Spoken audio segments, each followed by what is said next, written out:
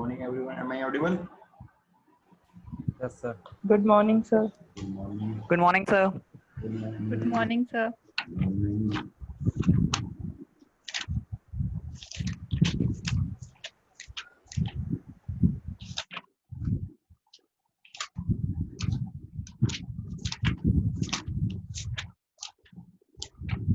Correct hours of this, I think 7. So, ठीक है. Last class में हम लोगों ने देख लिया था आई गेस कहाँ तक.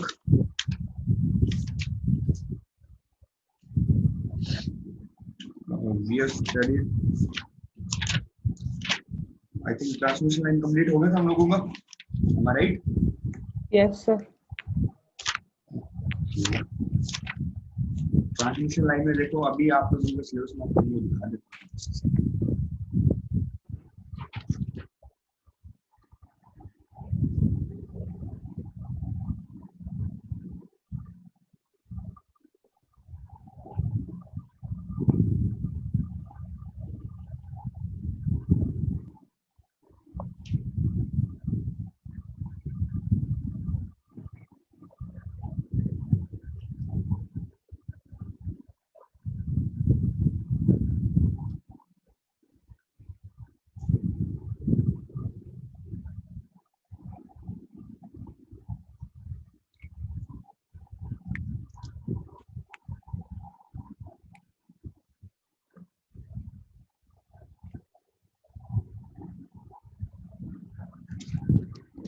This is your syllabus.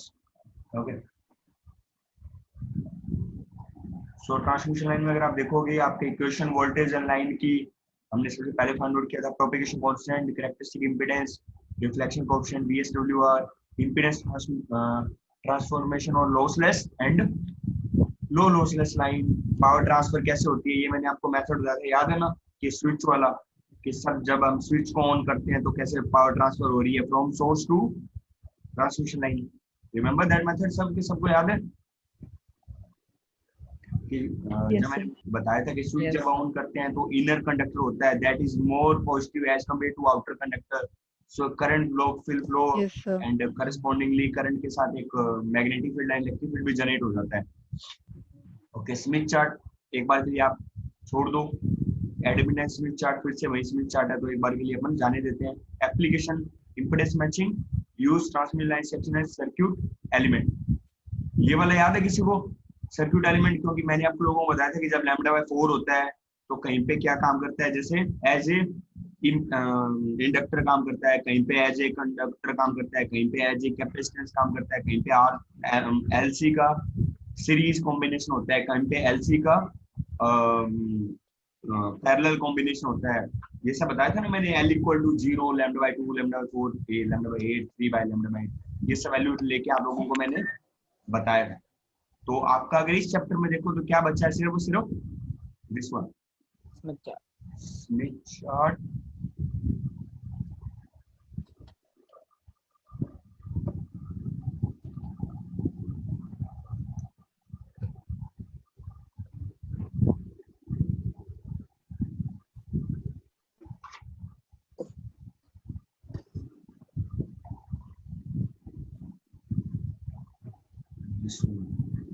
Smith chart बचा है and second one is admittance Smith chart. मतलब सेम ही है, स्मिथ चार्ट की प्रॉपर्टी है.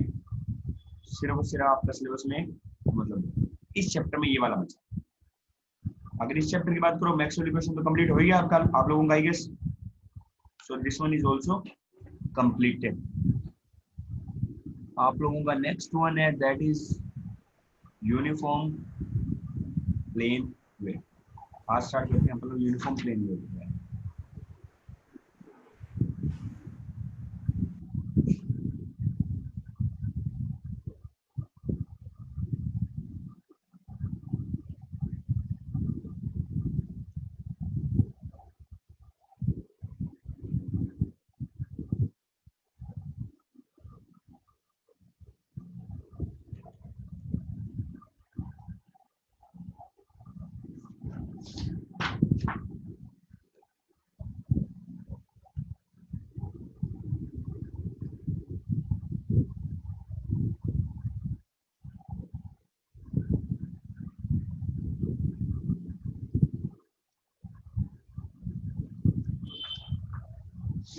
The first question rises is what is uniform plane wave? आप लोग बताओ क्या होती है यूनिफॉर्म प्लेन वेव, कुछ भी जो आप लोग बता सकते हो। आई थिंक अब इस चीज में तो डाउट नहीं है ना कि वेव क्या होती है, वेव तो सबको पता होगा, राइट? या Yes, अभी sir. भी किसी को इस चीज में भी डाउट है कि व्हाट इज वेव?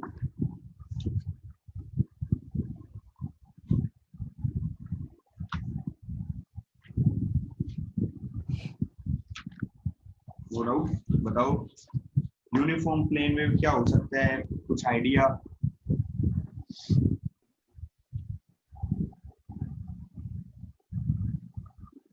सर बताइए। सर यूनिफॉर्म प्लेन वेव मतलब जैसे ये नाम सजेस्ट कर रहा है, जैसे एक तो होता है प्लेन, यानी सर जैसे एक्स वाई प्लेन हो गया या वाई जेड या जेड एक्स प्लेन। तो मान सर लेते हैं। वेव क्या होती है सर, दो तरह से। और सर जैसे वेव क्या होता है सर, जैसे डायरेक्शन में, जैसे मैंने कोई डिस्टरबेंस क्रिएट किया तो उसकी वजह से जो उसके अंदर वाइब्रेशंस प्रोड्यूस हुए, तो वो जो ओके पार्टिकल्स जिस डायरेक्शन में मूव कर रहे हैं, या मतलब जो वेव जहाँ जिस डायरेक्शन में मूव कर रही है, तो उसके एक वाइब्रेशन कंपोनेंट होगा और एक उसका ट्रैवलिंग डायरेक्शन होगा। तो मीन्स ओके वो कौन से मतलब एक प्लेन में मूव कर रही है और यूनिफॉर्मली मूव कर रही है, यू नहीं कि सर जैसे आधी तो वो मूव करी एक्स वाई प्लेन में और फिर उसने अपने आप को ट्रांसवर्स कर लिया, क्योंकि दो तरह की वेव्स होती है सर, लॉन्गिट्यूडनल और ट्रांसवर्स वेव। ट्रांसवर्स। तो मतलब अगर अगर प्लेन में मूव कर रही है, फॉर एग्जांपल अगर एक्स वाई प्लेन में मूव कर रही है, तो उसके जो वाइब्रेशंस होने चाहिए वो हमेशा ना परपेंडिकुलर होने चाहिए, मतलब वो जेड डायरेक्शन में ही होने चाहिए। तो मतलब यही होता है मीनिंग यूनिफॉर्म प्लेन वेव का, सो आप एज जो far as I am uniform concern. Word से मतलब निकाल रहे हो यहाँ पे, that is you are relating it to direction, am I right? आपने यस सर, डायरेक्शन कंटिन्यूटी से मींस एक ही डायरेक्शन में ट्रेवल करना। एक ही डायरेक्शन में, बट आपने इसे मैच तो सिर्फ डायरेक्शन के साथ ही किया ना, आपने इसे उसके साथ कहीं पे वो नहीं यस किया सर, अटैच हाँ मैंने। मैग्नीट्यूड के साथ। ओके, और लोगों के नहीं। हिसाब से क्या क्या हो सकता है बताओ?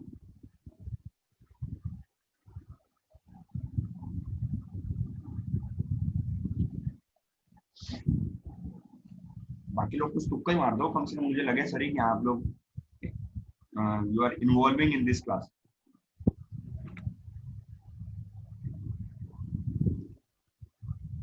ओके, आप में से किस किस को आप में से कौन कौन सहमत है, अग्री करता है नीलेश की बात से कि यूनिफॉर्म का मतलब there would be by meaning of direction होगा?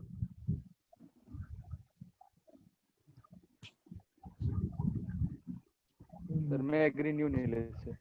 आप एग्री नहीं हो तो आप डिसएग्री हो, तो what should be your version of uniform plane wave? Sir uniform plane wave can be defined as the magnitude of electric and magnetic field. और sir जो मूव करती है तो हर जगह सर इसके पॉइंट जो होते हैं ओके, इलेक्ट्रिक फील्ड और मैग्नेटिक फील्ड के वो सेम होते हैं। मतलब आप कहना क्या चाहते हो, ई एंड एच का वैल्यू नहीं पता सर मेरे को इसका भी। इक्वल रहेगा, आपस में इक्वल रहेगा, या यस हर सर, पॉइंट पे, पॉइंट जैसे अगर कोई वेव ऐसे मूव कर रही है तो इस हर पॉइंट पॉइंट पे पे इक्वल रहेगा ई, सर। सर मूव करे हर पॉइंट पे इक्वल रहेगा। दिस वन, और जैसे ये E1 है, ये E2 है, ये E3 है, E1 equal to E2 equal to E3, H1 equal to H2 equal to H3, ये होना चाहिए, ये होना चाहिए।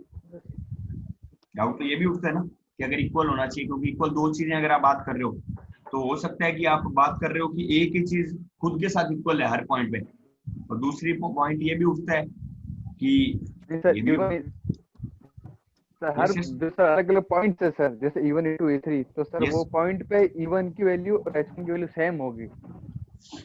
हर पॉइंट पे E1 की वैल्यू H1 की वैल्यू के साथ सेम उनका रहेगी। मैग्नीट्यूड सेम होगा। ओके, आपके हिसाब से ये है, ठीक है, एक हाँ बार मान लेते हैं, बाकियों के हिसाब से sir.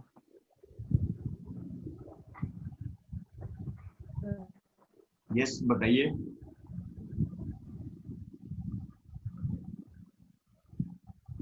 Yes yes,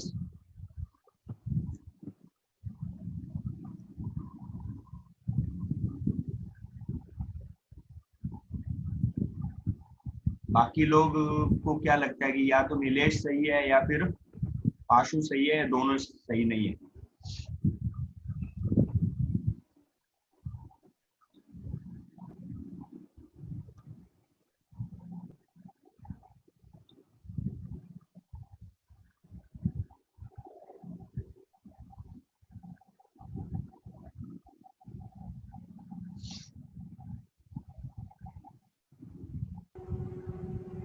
sir yes yes Ayush.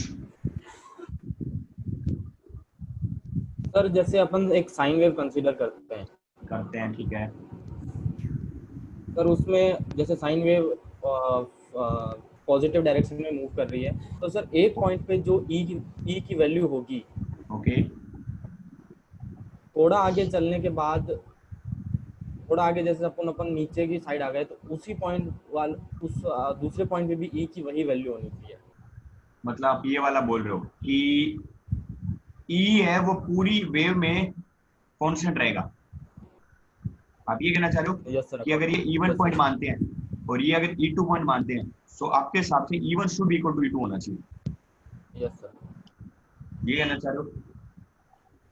Okay, तो बेसिकली हमारे पास Yes, तीन sir. वर्जन आगे। पहला is direction according to dash, second one is E1 equal to H1 E2 H2 E3 H3 according to Ashu, and third version is कि E1 का value E2 के साथ हमेशा कांस्टेंट रहेगा, मतलब वो वेव है वो सेम चलती रहेगी, और H1 है सेम। इसी तरीके से अगर आप कहोगे तो H1 भी सेम ही जाएगा, कुछ अलग तो नहीं होना चाहिए, obvious सी बात है यस सर, कि H1 H2 H3 पॉइंट है। हाँ सर, क्योंकि सेम डायरेक्शन में ट्रैवल करते हैं इलेक्ट्रिक और मैग्नेटिक सेम ही चलता है वो सब भी सेम चलता रहेगा। ओके, तो मैं आपको बता देता हूँ, सबसे पहले तो जो हमारी यूनिफॉर्म प्लेन वेव है उसको हम डिफाइन करते हैं in the terms of magnitude. So यहाँ पे जो डायरेक्शन है उसका क्वेश्चन नहीं खड़ा होता, क्योंकि अगर आप लोगों को याद हो मैंने एक बताया था आप लोगों को pointing vector E cross H equal to P कि जो इलेक्ट्रिक फील्ड की डायरेक्शन होगी और मैग्नेटिक फील्ड की डायरेक्शन होगी और जो वेव प्रोपेगेट करेगी, ये तीनों एक दूसरे के साथ क्या करते हैं, किस डायरेक्शन में रहते हैं, 90 डिग्री एंगल पर, हमेशा परपेंडिकुलर होते हैं। ओके, तो यूनिफॉर्म का मतलब यहाँ पे डायरेक्शन ये यहाँ पे, क्योंकि E और H और P इन तीनों का डायरेक्शन तो फिक्स ही होगा कि ये इसी डायरेक्शन में जाएगी। अगर आपकी वेव है उसमें इलेक्ट्रिक फील्ड x डायरेक्शन में है और मैग्नेटिक फील्ड हम y डायरेक्शन में अप्लाई कर रहे हैं, तो ऑब्वियस सी बात है ये हमेशा किस डायरेक्शन में वेव प्रोपेगेट करेगी, x क्रॉस y मतलब z। उसके बाद आती है बात मैग्नीट्यूड। मैग्नीट्यूड में क्या कहा जाता है कि यूनिफॉर्म इसलिए होता है कि हर पॉइंट में इलेक्ट्रिक फील्ड और मैग्नेटिक फील्ड का वैल्यू आपस में क्या होता है, सेम होता है। अगर आप जैसे वेव गाइड पढ़ोगे या आप ये पढ़े, आप जैसे हम लोगों ने ट्रांसमिशन लाइन और वेव गाइड में, चलो वेव गाइड में ट्रांसमिशन लाइन में क्या प्रॉब्लम होती है कि हम बात करते हैं V और I के बीच में, लेकिन जब आप वेव गाइड देखोगे वेव गाइड में हम बात करते हैं E एंड H के बीच में, तो E और H का वैल्यू कभी भी जरूरी नहीं है कि सेम पॉइंट पे सेम आए, लेकिन अगर वो यूनिफॉर्म प्लेन वेव है तो हर पॉइंट पे अगर ये पॉइंट लोगे तो E1 का वैल्यू H1 के साथ क्या रहेगा, सेम रहेगा। ये पॉइंट लोगे तो E2 का वैल्यू H2 के साथ सेम रहेगा। अब जैसे आयुष ने बोला कि सर हर पॉइंट पे E और H सेम रहे, ये पॉसिबल नहीं है, क्योंकि कोई भी हमारी वेव है क्या वो इन्फिनिटी तक ट्रैवल कर सकती है कभी, या फिर इन्फिनिटी के बाद भी ट्रैवल कर सकती है कभी, नहीं कर पाएगी। लेकिन अगर आयुष की बात के हिसाब से देखें तो अगर E और H सेम चलता रहेगा तो कभी भी कोई लॉस होगा ही नहीं, और कभी कोई लॉस नहीं होगा तो वो वेव कभी भी खत्म होगी नहीं, और वेव को कभी ना कभी खत्म होना पड़ेगा, मतलब कोई ना कोई लॉस आता रहना चाहिए। तो इसका मतलब क्या बनेगा कि हर पॉइंट पे क्या आएगा, E1 और H1 का value same, E2 H2 same, E3 H3 same, E4 H4 same, but E1 E2 same नहीं। समझ में आया? यस सर, तो कुल मिला के बात ये आप तीनों में किसने सही जवाब दिया है, that one is Ashush, answer is right. Okay, no doubt. Yes sir. Okay, तो स्टार्ट करते हैं सीरीज में पढ़ना। First is harmonic function. फिर मेरा क्वेश्चन वही उठता है, आई एम प्रीटी श्योर कि आप लोगों ने हार्मोनिक वर्ड तो सुना होगा, ये मत कहना कि नहीं सर आपने हार्मोनिक वर्ड ही नहीं सुना, सुना है ना ये वर्ड? सुना है। सिग्नल सिस्टम में तो पक्का ही सुना होगा। Yes sir. हार्मोनिक वर्ड क्या होता है बताओ?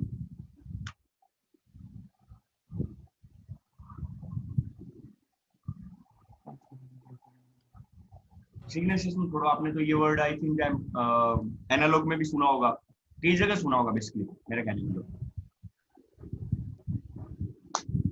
क्या समझ में आता है हार्मोनिक्स वर्ड जब हम बोलते हैं?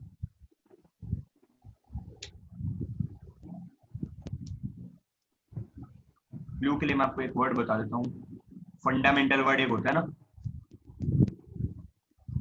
दूसरा हार्मोनिक। अब बता दो क्या होता है? This clue is enough. Sir yes millets.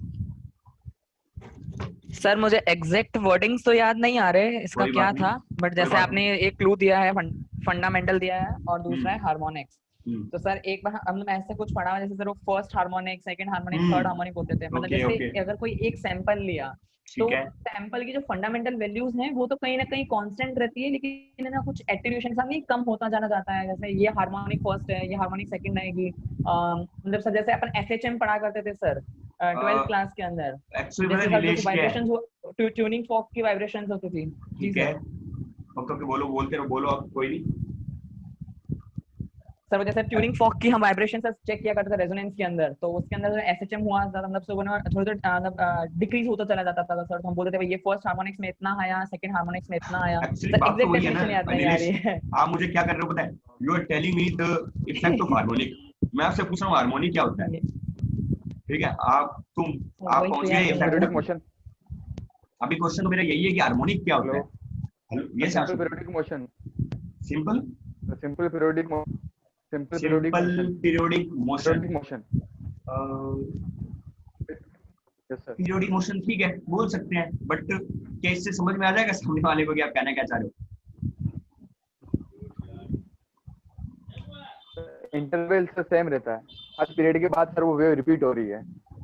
Okay, चलो देखते हैं। ऐसा कुछ मान लो, जैसे अगर ए कोस थीटा है, या चलो थीटा मतलब, चलो ए कोस ओमेगा टी है, ठीक है। दूसरा एक टर्म हम ले लेते हैं, ए कोस 2 ओमेगा टी है। आप सबको पता है कि कोई भी वेव होती है उसकी एक फंडामेंटल फ्रीक्वेंसी होती है जिसमें हम मानते हैं कि वो फ्लो होती है। जैसे मान लो आपके घरों में अगर कोई इलेक्ट्रिसिटी आती है तो 50 हर्ट्ज की आती है ना, यस सर। ठीक है। तो ये एक टाइप से आपके लिए क्या होगी, फंडामेंटल फ्रीक्वेंसी होगी, कि इसी फ्रीक्वेंसी पे सब कुछ होता है।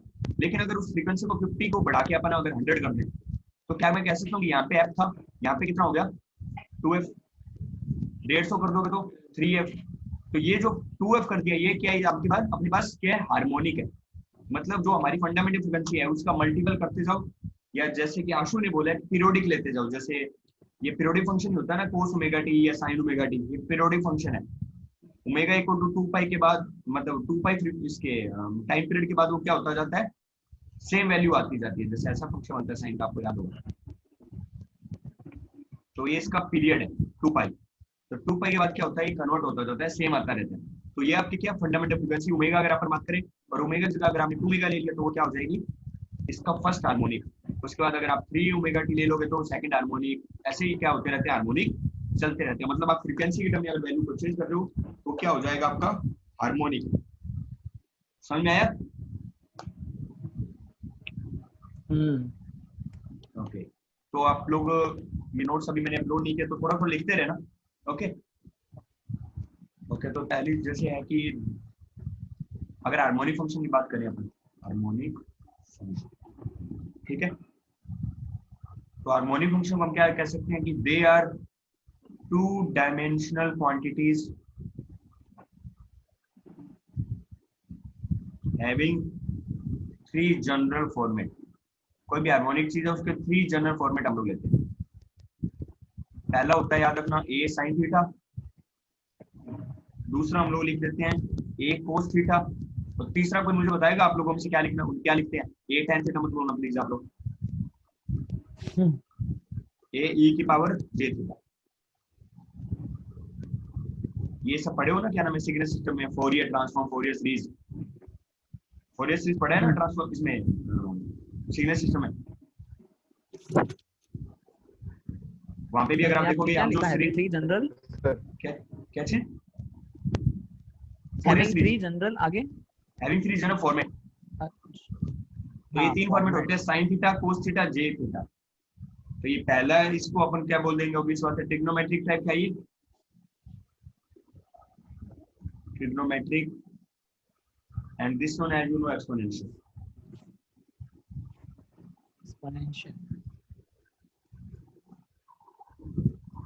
और डायमेंशन कौन कौन सी हो गई? फर्स्ट इज ए मतलब amplitude, second one is phase. Dimension कौन कौन सी हो गई? A and theta. ए को लिख लेना एम्पलीट्यूड, थीटा को क्या लिख लोगे आप लोग? फेज। फेज।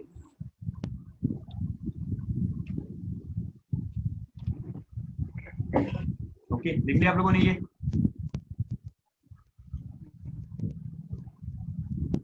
लिख लिया ना? Yes sir. Yes, sir sir. मैंने नहीं लिखा हाँ, सर। लिख लो जल्दी से। डायमेंशन 2 है, ए थीटा, 3 फॉर्मेट हो गए, दैट्स इट। तो हार्मोनिक फंक्शन क्या है? 2 डायमेंशन, 3 जनरल फॉर्मेट। अभी लिख लिया? सर ये सर ए और थीटा क्या है? ए तो एम्पलीट्यूड एंड थीटा मतलब फेज। Yes sir. जैसे आप लिखते हैं ना ए कोस थीटा, तो ए को क्या मानते हैं? Peak amplitude. कोई भी जैसे साइन वेव है, एम्पलीट्यूड क्या होता है? थीटा क्या होता है? इसका फेज। जैसे अपन ओमेगा टी लिखते हैं ना, ए कोस ओमेगा टी, तो आपका फेज क्या हो गया? Omega T. अभी लिख लिया? Yes sir. Okay, next is property of harmonic function. First property लिखो, theta should always proportional to time for time argument. This is time argument. अगर आपका फेज है वो लीनियर फंक्शन है टाइम के साथ, किसके साथ? टाइम के साथ, तो कैसा हो जाएगा? Time harmonic. क्योंकि टाइम पे डिपेंड कर रहा है। पहले टाइम t था, फिर टाइम कितना हो गया? 2t, 3t, 4t, 5t, तो किस पे डिपेंड कर रहा है? वो टाइम पे। तो first time harmonic, second time harmonic, third time harmonic, so. तो अगर प्रोपोर्शनल टाइम है तो थीटा का वैल्यू आ जाता है omega t. Theta equal to omega t सुना होगा आप लोगों ने, अभी अपन ने लिखा था ना ए कोस थीटा, और बाद में मैंने बताया था ए कोस ओमेगा टी अपन लिखते हैं, तो theta equal to omega t. तो यहाँ से ओमेगा का वैल्यू, ओमेगा क्या होता है? Phase angular velocity. Angular velocity वो अलग है, ये फेज शिफ्ट कांस्टेंट वाला है। ओके। फेज शिफ्ट कांस्टेंट पर टाइम। एंड ओमेगा का वैल्यू क्या हो जाएगा? देखो, रेडियन पर second. Pi upon T. Omega equal to constant है ना, ओमेगा का वैल्यू हमेशा होता है 2 पाई अपॉन टी,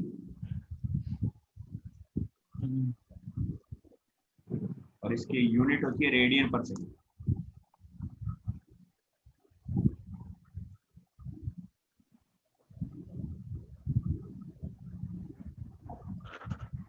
लिख लिया? ओके। और कंडीशन क्या हो सकती है? इफ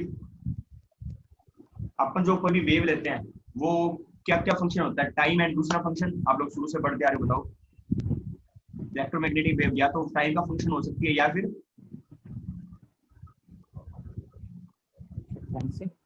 किसकी? नहीं, फ्रीक्वेंसी अपन कभी भी बात करते हैं जब भी अपन वेक्टर कैलकुलस पढ़े हैं या फिर जब अपन मैक्सवेल इक्वेशन भी किया है। यस यस आशु? एंगल एंगल नहीं, एंगल जब भी अपन एक बहुत सी, मैंने पहली क्लास में बताया था कि इलेक्ट्रोमैग्नेटिक वेव को सही से बताने के लिए क्या जरूरी है कि किसी पर्टिकुलर टाइम पे उसकी पर्टिकुलर क्या पता होना चाहिए? पोजीशन। पोजीशन, यस, कि पर्टिकुलर टाइम पे किस पर्टिकुलर पोजीशन पे है ये पता चलना चाहिए। तो आपका जो हार्मोनिक फंक्शन है वो या तो टाइम का हो सकता है या फिर स्पेस का। स्पेस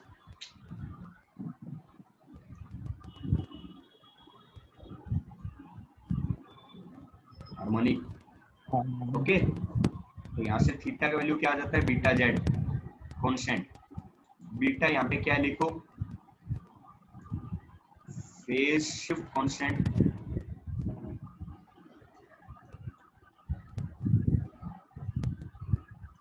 पर लेंथ।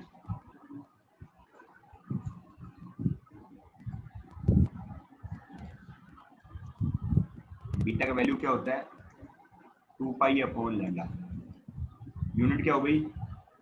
रेडियन पर मीटर। मीटर है ना, लेंथ है तो metre.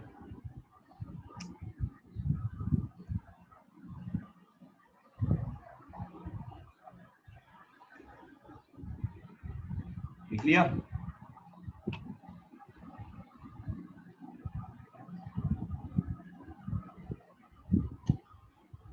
Ravi sir. Yes sir ये सब तो समझ आ गया, पर अभी तक मेरे को हार्मोनिक का सर बेसिक डेफिनेशन समझ नहीं आई कि हार्मोनिक होता क्या है। हार्मोनिक का बेसिक डेफिनेशन आप ये समझ लो बेसिक कि सर।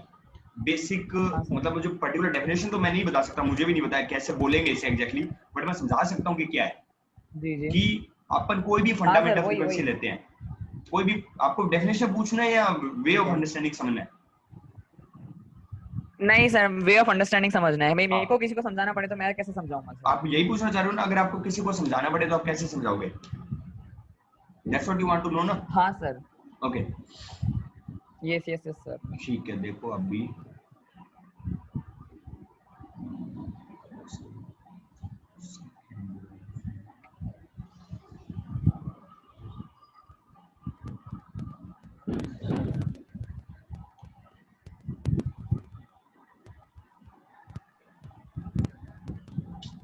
चलो ये लिख लिया था ना आप लोगों ने पहले, ये बताओ ये सुनो। यस सर, ये तो लिख लिया। ओके तो पहले एक काम करते हैं, ये मैं हार्मोनिक खत्म कर देता हूँ फिर आपके पॉइंट पे आ जाते हैं, ठीक है? ये पहले मुझे क्योंकि आज यही तक ही करवाना ही होगा, लगभग इतना ही हो पाएगा, तो ये खत्म कर देते हैं फिर आपके पॉइंट पे आते हैं, ठीक है? Is that fair? जी सर। Yes sir. तो जल्दी जल्दी फिर लिख लो, सेकंड पॉइंट लिख लो कि the derivative should always be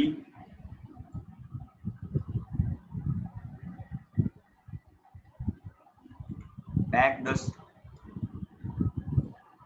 the same function shifted by 90 degree।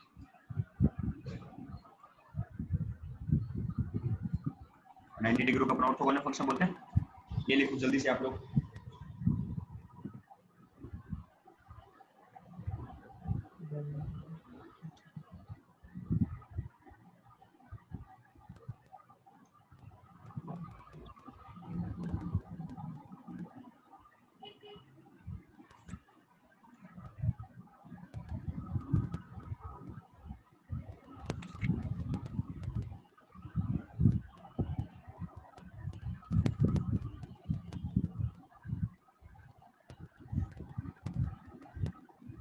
लिख लिया आप लोगों ने ये? तो इट्स क्वाइट ऑब्वियस कि अगर आप कोई फंक्शन लेते हो, मान लो a sin ओमेगा t है, एंड अगर आप इसका डेरिवेशन करते हो तो क्या वैल्यू आता है? a omega cos omega t, sine का डेरिवेटिव cos, और क्या इसको हम ये भी लिख सकते हैं a omega sine omega t plus 90 degree. cos को अपन लिखते हैं ना sine a plus 90, sine a cos b plus cos a sine b, तो कोस ओमेगा टी साइन 90 मतलब कोस ओमेगा टी। इसका मतलब अगर डेरिवेशन किया तो देखो कितना वैल्यू सेम आई, मतलब सेम फंक्शन आ गया, लेकिन 90 डिग्री फेज शिफ्ट के साथ। ए ओमेगा में मत जाना, ये तो एम्पलीट्यूड है, अपन बात कर रहे हैं अभी वेव की, तो 90 डिग्री फेज शिफ्ट के साथ आ गया। फिर से डेरिवेशन करो, A omega square minus sine omega T minus, ठीक है? अगर आप इससे इसमें कंपेयर करोगे तो आपको दिखेगा कि यहाँ पे फिर से 90 डिग्री का फेज शिफ्ट है, क्योंकि ये देखो प्लस वाला है और ये माइनस आया है, इसका मतलब 90 डिग्री फेज शिफ्ट कर दिया। तो यहाँ से क्या वैल्यू आ गया फिर से वही A omega square sine omega T, इसकी कंपेयर में देख रहे हैं, सिर्फ इसकी कंपेयर में प्लस 180 डिग्री। और अगर आप इसके कंपेयर में देखोगे तो क्या लिखोगे? A omega cos omega T plus 90, या ये लिख लो A omega square cos omega T plus 90।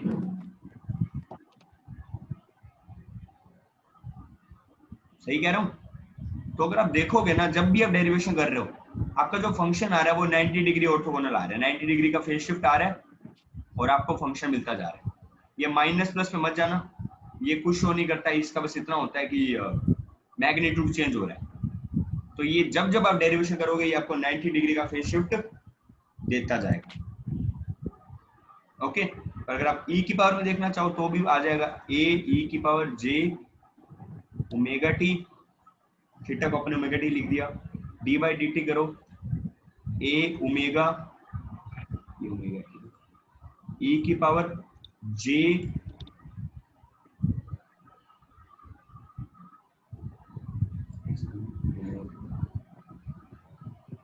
यहाँ पे j भी है ना, a ओमेगा j होगा ना, a j ओमेगा e की power j omega t।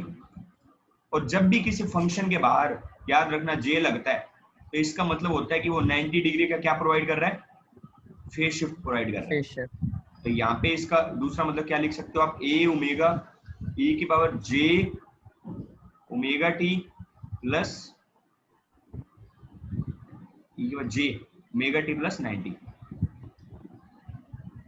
Okay, और अगर आपको डाउट हो ऐसा कैसे होगा तो आप इसको ऐसा कर सकते हो ना, e की पावर j 90 को बाहर मल्टीप्लाई कर सकते हो अलग से, a ओमेगा e की power j omega t a, और यहाँ पे e की पावर j 90, e की पावर j थीटा को अपन क्या लिखते हैं, cos theta plus j sin theta.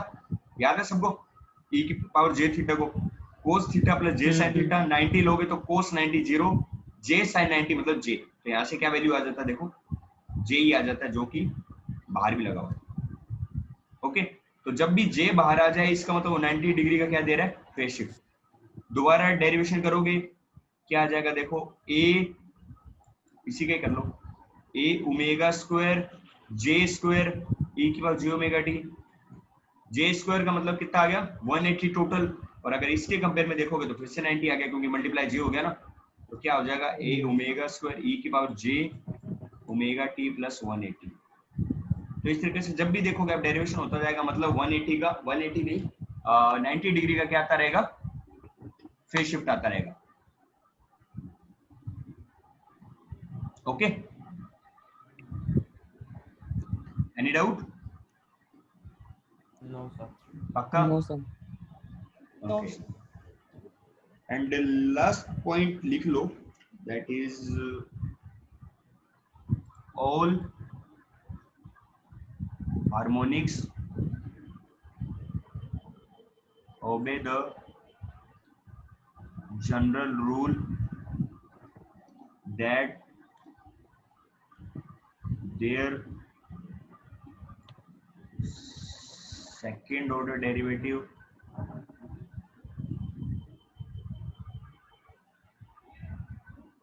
must be equal to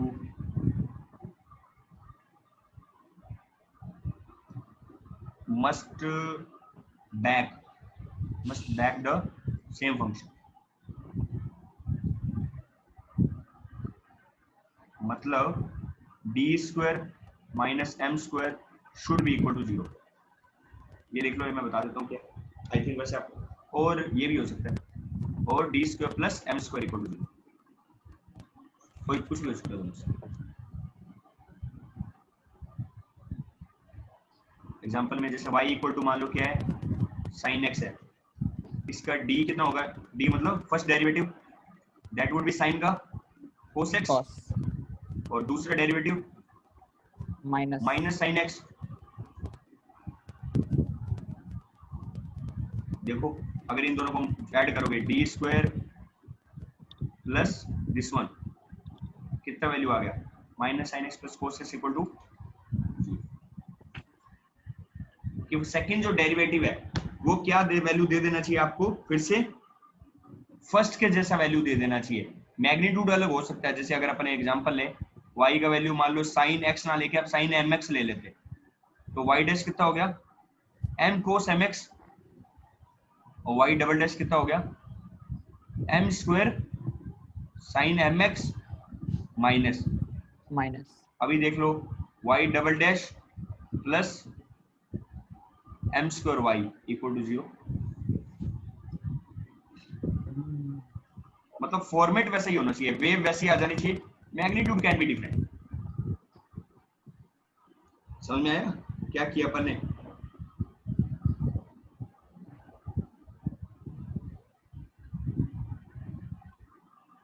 yes और नो? Yes, sir. ओके, ये आज के लिए एक बार,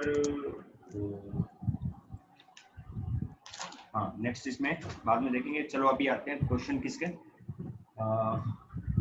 रिलेश के क्वेश्चन।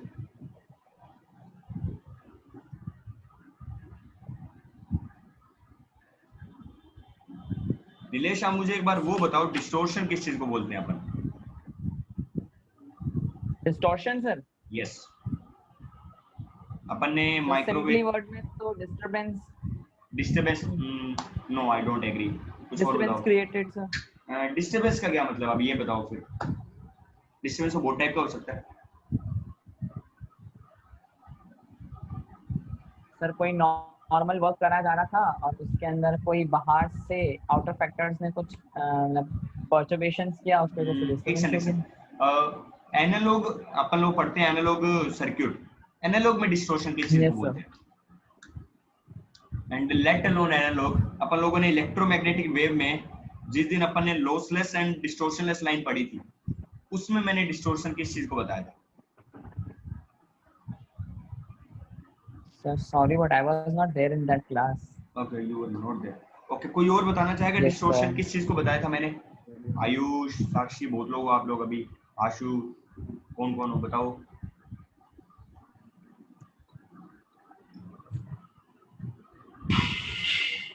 आज आप काफी लोग ज्वाइन हुए हो क्लास में, ऐसा क्या है?